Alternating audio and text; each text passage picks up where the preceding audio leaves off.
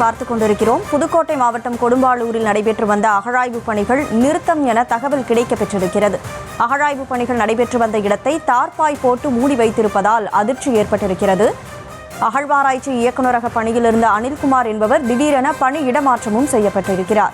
முழு விவரங்களை வழங்குவதற்காக செய்தியாளர் பசுபதி இணைப்பில் இருக்கிறார். பசுபதி வணக்கம். புதுக்கோட்டையில அகழாய்வு பணிகள் எப்போ தொடங்கப்பட்டுச்சு, எப்போ எதனால நிறுத்தப்பட்டுச்சு, முழு விவரங்களை பதிவு செய்யலாம்.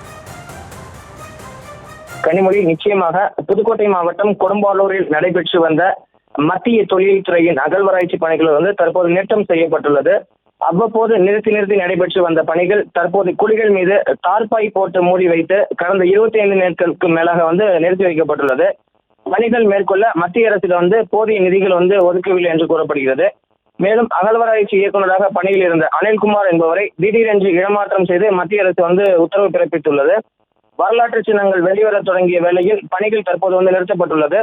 தமிழர்களின் பாரம்பரிய வரலாறு வெளிவருவதில் விருப்பம் இல்லாம மத்திய அரசு செயல்படுகிறது என்ற சந்தேகம் அந்த ஊர் கிராம மக்கள் மத்தியில் ஏற்பட்டுள்ளது.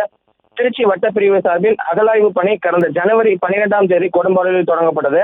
கடந்த 5 மாத காலமாக அவ்வப்போது நிறுத்தி தொடர்ந்து வந்த பணிகள் கடந்த 25 நாட்களுக்கு மேலாக தொடர்ந்து நிறுத்தப்பட்டுள்ளது. இதுவரை 5 குழிகள் தோண்டப்பட்டு தங்கத்தில் செய்யப்பட்ட குண்டுமணி, மூடப்பட்ட மண்பானை, வட்டக்கல், பண்டைய கால தக்காளி, கொண்டை வடிவில் உள்ள ஊசி, கூறு எலும்புகள் உள்ளிட்ட அகழ்வாய்வுகள் கிடைச்சிருந்துச்சு. கொடும்பாளூரில் நடைபெற்று வரும் அகழாய்வு குறைந்த வீடுகள் அடையாளமாக 4 அடியில் வீட்டுக்கு மேல் சுவர் ஏற்கனவே வெளிப்பட்ட நிலையில் தற்போது 10 அடி தோண்டப்பட்டுள்ளது. இதில் தங்கத்தில் செய்யப்பட்ட சிறிய அளவிலான மணி கிடைச்சிருக்கு. அதன் எடை சுமார் 1 கிராம் இருக்கலாம் என்று கருதப்பட்டது. அதோடு மூடிய நிலையில் மண்பானம் ஒன்றும் கிடைத்தது. இந்த இவ்வளவு கிடைச்சி வர நிலையில் தற்போது மத்திய அரசு நிதி ஒதுக்கலங்கிறது அந்த கிராம மக்கள் சார்பில் பெரும் அதிர்ச்சி ஏற்படுத்தியுள்ளது. கனிமொழி, விவரங்களுக்கு நன்றி பசுபதி.